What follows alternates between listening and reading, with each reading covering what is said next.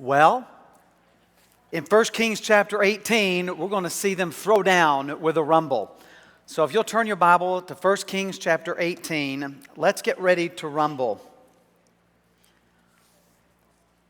It's probably a passage that many of you are familiar with. We teach it to children when they're young, and lots of preachers have preached on it. Now, if we're going to have a throwdown, we need to have contestants. And we'll find that there are four primary contestants that we see here. And actually, in the end, it really only comes down to two. But we have four who represent these contestants. So look what it says in verse 1 of 1 Kings 18. After many days, the word of the Lord came to Elijah in the third year, saying, so it's the third year of a drought, "Go, show yourself to Ahab, and I will send rain upon the earth." So Elijah went to show himself to Ahab. Now the famine was severe in Samaria. And Ahab called Obadiah, who was over the household. Now Obadiah feared the Lord greatly. And when Jezebel cut off the prophets of the Lord, Obadiah took 100 prophets and hid them by 50s in a cave and fed them with bread and water. And Ahab said to Obadiah, "Go through the land to all the springs of water and to all the valleys. Perhaps we may find grass and save the horses and mules alive and not lose some of the animals." So they divided the land between them to pass through it. And Ahab went in one direction by himself, and Obadiah went in another direction by himself. And as Obadiah was on the way, behold, Elijah met him. And Obadiah recognized him and fell on his face and said, "Is it you, my lord Elijah?" He answered him, "It is I. Go tell your lord, behold, Elijah is here." And he said, "How have I sinned that you would give your servant into the hand of Ahab to kill me? As Lord your God lives, there is no nation or kingdom where my Lord has not sent to seek you." And when they would say, "He is not here," he would take an oath of the kingdom or nation that they have not found you. And now you say, "Go tell your Lord, behold, Elijah is here. And as soon as I've gone from you, the Spirit of the Lord will carry you, I have no idea where. And so when I come and tell Ahab and he cannot find you, he'll kill me, although I, your servant, have feared the Lord from my youth. Has it not been told, my Lord, what I did when Jezebel killed the prophets of the Lord? How I hid 100 men of the Lord's prophets by 50s in a cave and fed them with bread and water. And now you say, "Go, tell your Lord, behold, Elijah is here, and he will kill me." And Elijah said, "As the Lord of hosts lives, before whom I stand, I will surely show myself to him today." So Obadiah went to meet Ahab and told him, and Ahab went to meet Elijah. So here are four contestants who represent the two main contestants. We have Ahab. Ahab is the king. What is Ahab worried about? Not the health and welfare of his people. He's worried about his military might. Horses represent cavalry, chariots. This was their military might. He says, "Look, I know people are starving to death. Let's make sure that we don't lose any of the animals." I know that we think that cruel dictators have disappeared. To our folly, we think such a thing. There will be evil until Jesus comes back. And there will be evil people until Jesus comes back. And so Ahab is one of those. He's more concerned about his military might. So he gets his servant, Obadiah. Now, Obadiah is a manager for the king. And he's a man who serves God. His commitment to God is higher than his commitment to the king because he's willing to disobey the command of the king through the queen Jezebel. And he hides these prophets, and it may well be that Ahab even knew it. But Obadiah, because he's a man of character, still has a position of authority. So we have Obadiah, who is a servant of the king, but more importantly, a servant of the Lord. Then we have Jezebel. Jezebel is not an Israelite. She is a Phoenician. She worships their god Baal. She has brought Baal worship into the nation of Israel through her husband Ahab. And she is a devotee. Now here's what we mean by devotee. If you ask the common person on the street in America, "What religion are you?" they'll probably say Christian. Half of them have no idea what they're talking about. But that's just sort of the prevailing religion of our country. If you go to Muslim countries and ask people, "What religion are you?" Islam. Even though half of them have no idea what they're talking about either. But that's the prevailing religion of the... So to be a devotee means that you're committed, whether you're a majority religion or a minority religion, makes no difference. You are committed to your deity. And so she is committed. She's so committed, she's willing to kill everybody that stands in opposition to her. So she wants all these prophets of God to be executed. So we have Ahab and Jezebel. He's worried about his military might. She's worried about her religious commitment. Obadiah is a man committed to the Lord. And then we have this one dude, Elijah. And so Elijah is a prophet of God about whom we know very little, except that we do know he is a spokesperson for God. And he is well known by the people of the land, and he is hated by Ahab and Jezebel. Matter of fact, Obadiah says, if I tell Ahab I found you, then God's going to send you somewhere else, and when we show up and you're not there, he'll kill me. That's how much their hatred was for Elijah. So these are the four contestants, but the reality is there are only two contestants, God and Baal. Ahab and Jezebel and those that follow them represent Baal. Elijah, Obadiah, and those that are with them are going to follow God. So the real rumble is going to come down to them. Now let's just talk about, when we think about a contest, there are different levels of contest. Some contests are between lots of nice people that have a common interest, and we're just trying to pick the top one out of the whole group. That's American Idol. Sometimes the contest is a little more intense. It's who can beat the other one into submission. That's MMA. But some rumbles involve life and death. They are the ultimate battles. That's called war.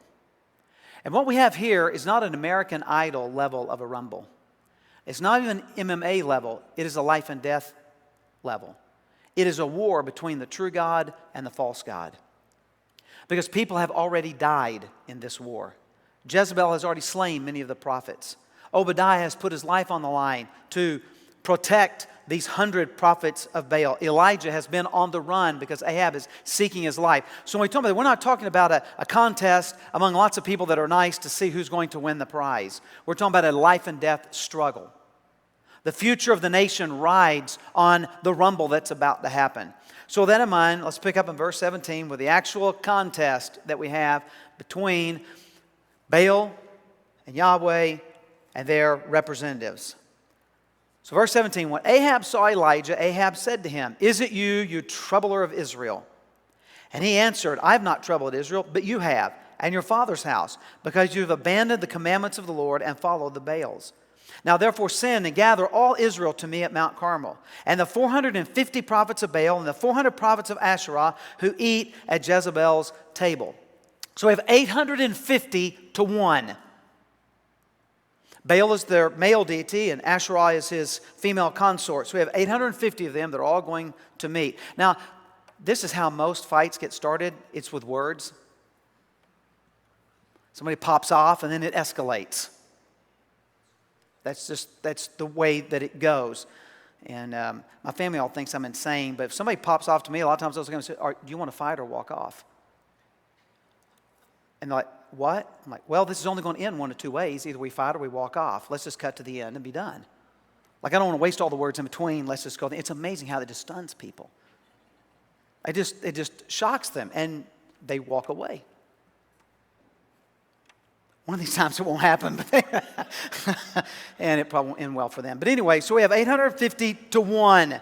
So we have Elijah who represents God, and now we have these prophets of Baal who serve Ahab and Jezebel. So they are the ones that are going to meet to represent the two primary contestants, God, the God of Israel, and Baal, the God of the Canaanites. So verse 20. Ahab sent to all the people of Israel and gathered the prophets together at Mount Carmel. And Elijah came near to all the people and said, "How long will you go limping between two different opinions? If the Lord is God, follow him, but if Baal, then follow him." The people did not answer him a word. Then Elijah said to the people, "I, even I only, am left a prophet of the Lord, but Baal's prophets are 450. Let 2 bulls be given to us, and let them choose 1 bull for themselves, and cut it in pieces, and lay it on the wood, and put no fire in it. And I will prepare the other bull, and lay it on the wood, and put no fire to it. And you call upon the name of your God, and I will call upon the name of the Lord, and the God who answers by fire, he is God." And all the people answered, "It is well spoken." Then Elijah said to the prophets of Baal, "Choose for yourselves 1 bull and prepare it first, for you are many, and call upon the name of your God, but put no fire to it." So this is going to have, there's some rules. So I want you to notice the rules that Elijah puts into place. Okay? Notice what we have. We're on a mountain. You go, what's significant about a mountain? The Canaanites believed that they could get closer to their God by being on a mountaintop. So they're not at the temple.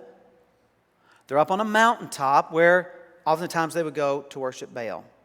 He tells them to choose a bull. Why would he choose a bull? He chose a bull because the bull was the chosen animal by the Canaanites. That's what they usually sacrificed. Normally, God called for a goat or a sheep or birds. But a bull is Baal's animal. So we have Baal's location, we have Baal's animal. Then he says, the God that answers by fire. That there is no Hebrew word for lightning. So fire from heaven is how they described lightning, because you know when lightning strikes, sometimes it creates a fire. Guess what Baal is? He's a storm god. And when we have a storm, what do we have?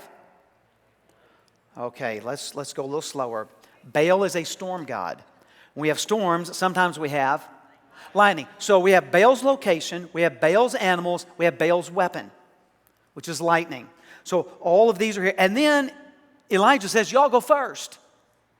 So to put it in sports terminology, the Baal worshipers have home court advantage. They have home field advantage, home ice advantage, whatever it is, home pitch or whatever. They have all this. Have you ever thought about this when you read it? What if Baal answers by fire, Elijah never even gets to go? It's like playing pool with somebody. They run the table and you never even get a shot. They get to go first. So he has set the whole thing up to give them all of the advantage. Now, why would he do that? Well, I think two reasons. One, because he knows who's going to win. But two, he wants to make sure the people know. He has given them all of the advantage so that no one could say, well, you know, Elijah went first. He got lucky. Well, you know, he picked a sheep. That's if we'd have picked a bull, it would have been different. Baal would have been happy. So he gives them all of the advantage. So all the rules are tilted in their favor. There's only one problem, of course, that they have. Y'all know what it is, right? Baal doesn't exist. So verse 26, look what happens. There's failure. They took the bull that was given them and they prepared it and called upon the name of Baal from the morning until noon. So morning, somewhere between 6 and 9 and noon. Somewhere between 3 and 6 hours they've done this. Saying, "O Baal, answer us." But there was no voice and no one answered. And they limped around the altar that they had made. And at noon Elijah mocked them, saying, "Cry aloud, for he is a god. Either he is musing," that means he's thinking, "or he is relieving himself," exactly what you think it means. Maybe he's in the bathroom, that's why he can't come help you. Or he's on a journey, maybe God's on a vacation. Or perhaps he's asleep and you need to wake him up.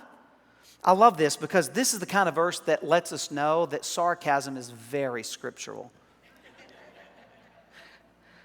So verse 28, what do? They cry aloud and cut themselves after their custom with swords and lances until the blood gushed out upon them. And as midday passed, they raved on until the time of the offering of the oblation, but there was no voice. No one answered, no one paid attention. Now, they're doing their ritual thing, which is dancing around. That's the idea of the limping, this certain thing that they would do. And then it says that they would cut themselves. So I'm going to digress for just a second here, not really directly related to this, but sort of related, and address a question that I get asked often. Are tattoos a sin? Used to, the number one question I got was, what kind of Bible should I get? But since you have access to all of them online now, I don't get that anymore.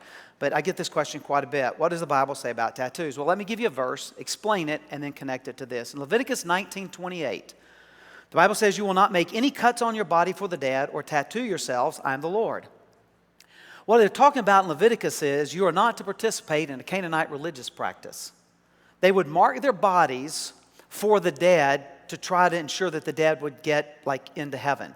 Has absolutely nothing to do with you going down here at the tattoo parlor and getting a tattoo. Now, there are some tattoos that are sinful, and there are a lot that are bad. Kind of like T-shirts. But this is not. What he's talking about here is that in Leviticus, that's what they're doing here. They're cutting themselves as part of their religious practice to serve Baal. And just like they were forbidden to do it, you and I are forbidden to participate in pagan religion practices.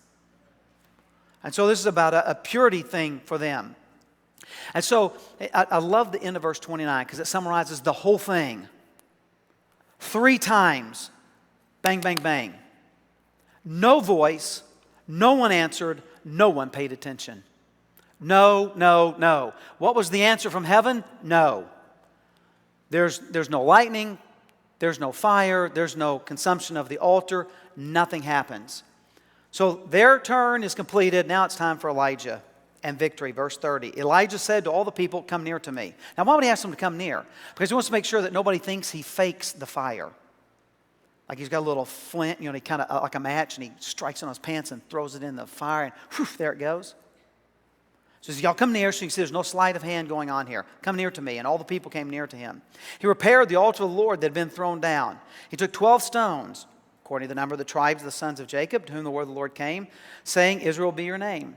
With the stones he built an altar in the name of the Lord, and he made a trench about the altar, as great as would contain 2 seahs of seed. Now, a seah is, this is about 5 gallons, and a 5-gallon trench isn't very big. So most scholars assume that it's 5 gallons on each side.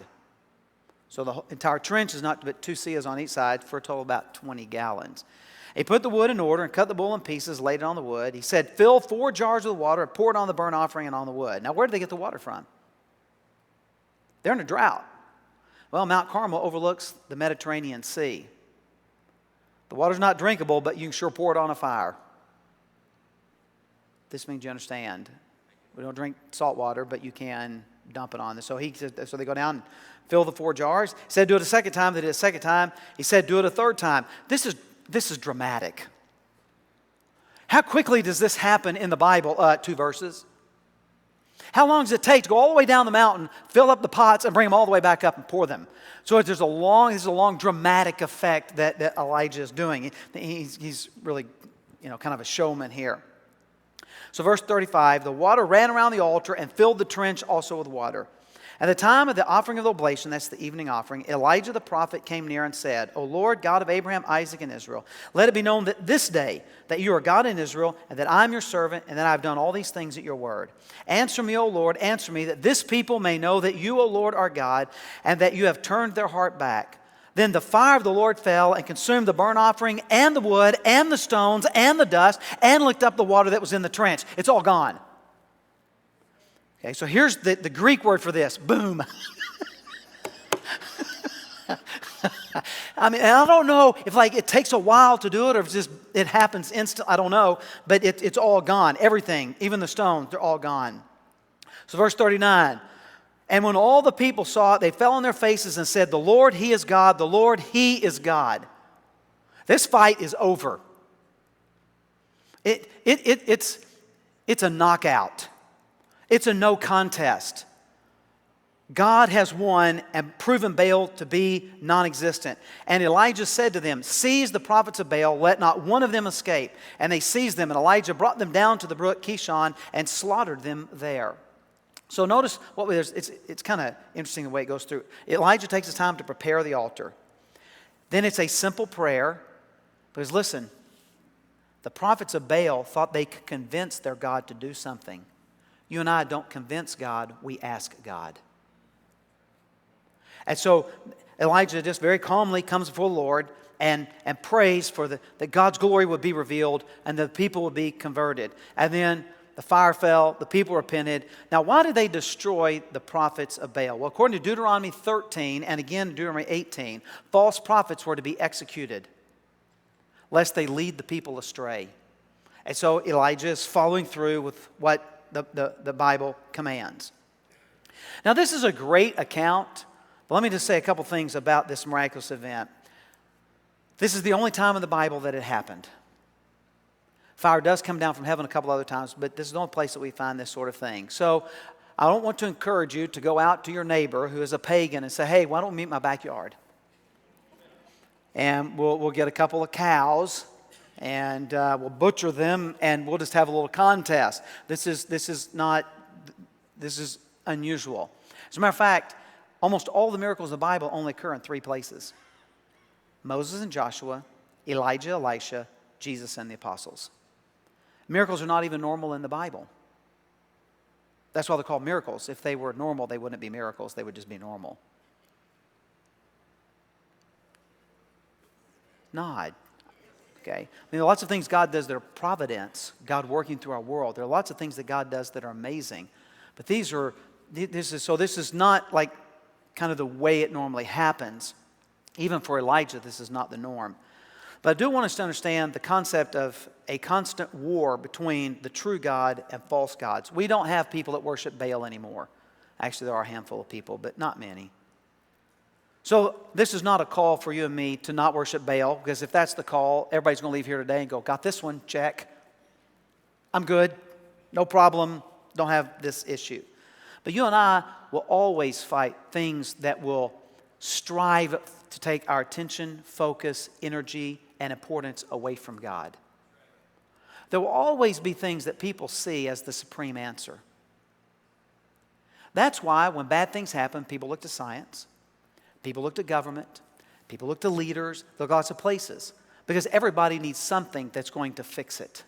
We understand we look to God because He's the only one who can fix it.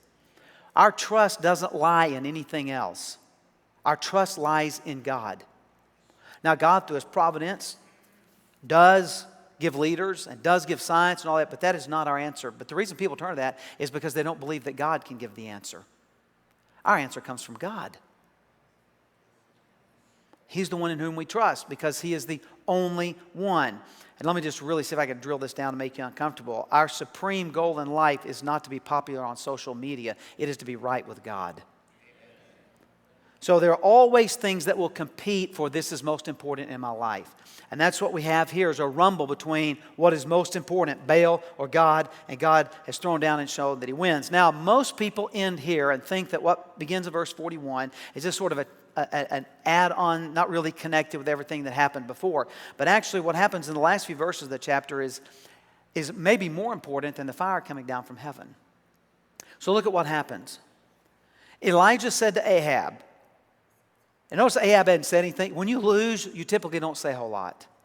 And if you do, you know what the winner says, don't you? Look at the scoreboard. So Ahab hasn't said anything. So Elijah said to Ahab, go up, eat and drink, for there is a sound of the rushing of rain. 3 years, it is not, actually 3.5 years, it has not rained. They've been in a drought. And now Elijah says it's about to rain. So verse 42, Ahab went up to eat and drink. And Elijah went up to the top of Mount Carmel, and he bowed himself down on the earth and put his face between his knees. That sounds very uncomfortable to me. He was probably a young man at this point. I thought some of our old men would go, yes, you could get to this position, but you'd need help extricating yourself. So the fact that he can sit like this probably indicates that he is still young at this point. He said to his servant, go up now, look toward the sea. And he went up and looked and said, there's nothing. He said, go again. 7 times this guy has to go and look. And at the 7th time he said, behold, a little cloud like a man's hand is rising from the sea. He said, go up, say to Ahab, prepare your chariot and go down, lest the rain stop you, like the ground turns to mud and your chariot doesn't work. And a little while the heavens grew black with clouds and wind, and there was a great rain. And Ahab rode and went to Jezreel. And the hand of the Lord was on Elijah, and he gathered up his garment and ran before Ahab to the entrance of Jezreel. So in the power of God, Elijah outruns him. Now, why is this so important, and why is it so integral to what we've had before? Well, through the bulk of 1 Kings 18, we have seen a demonstration of the power of God. We've seen a declaration of the purity of God. You will worship no other gods. But what we see in these verses is just as significant, and that is the grace of God. Think about this. God could have said, see, I told you so. He could have continued to withhold the rain because the people had been so disobedient. But note that the God who has brought a drought did so to bring about the conversion of the people of Israel. And when they turn to Him and repent, what does God do? God doesn't dangle His forgiveness and say, let me think about it for a while. God doesn't hold it against them. God doesn't keep a grudge against them. God forgives His people and He sends the rain that day. I think it's important for us to see that not only do we have a God of great power, but we have a God of great grace and mercy. And so let me see if I kind of help us understand what I want to get across. This is a grudge box. Do y'all know what goes into a grudge box? Grudges, very good. Yes, excellent. Grudges. But here's a fascinating thing about a grudge box.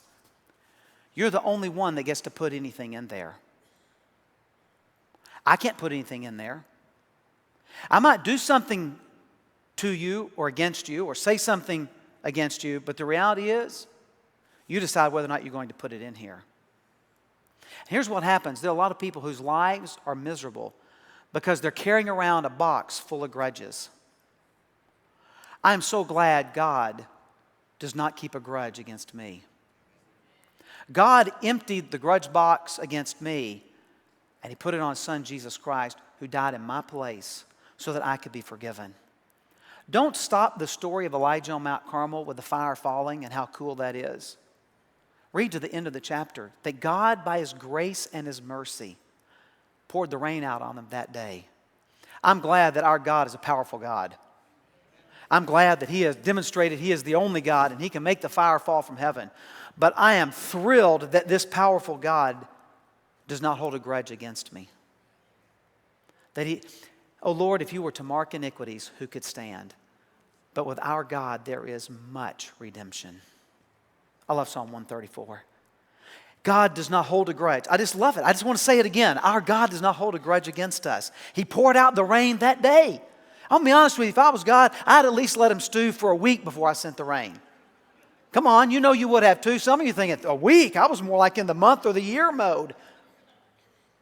But He doesn't do that. He pours out His grace on the people. So the sending of the rain is very connected with everything that's gone on to demonstrate the character and the nature and the greatness of God. So I want to come back to this idea of the Great Rumble. I decided to Google what people thought was the greatest fight in history. So if you want to start a fight, ask people what's the greatest fight in history. Quite a few said Mayweather-Pacquiao. Do you know why they said that? That's like the most recent big fight. Like our memories don't seem to go back very far. Some of you can't even remember what you had for breakfast 3 days ago. You know what I'm speaking about. Some people think that my personal opinion, and it is just my opinion, so don't try to come argue with me after church, that the greatest fight of all times, Thrilla in Manila, 1975, Ali and Frazier.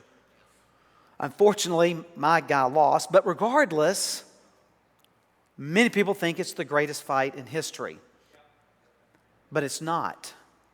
The greatest fight in history happened in a hole outside of Jerusalem, where the Son of God had been crucified for our sin and was laid in that hole. And a war was raged, and Satan thought he had won because Jesus is down on the canvas.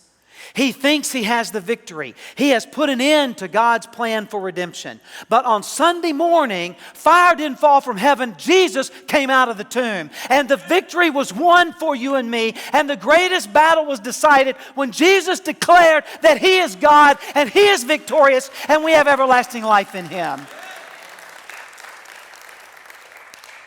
That should lead us to serve this God who can make the fire fall from heaven, can make the dead rise again. And the coolest thing is that He is gracious and merciful and forgiving to us and does not hold or keep a grudge against us, but has loved and forgiven us and sends the rain.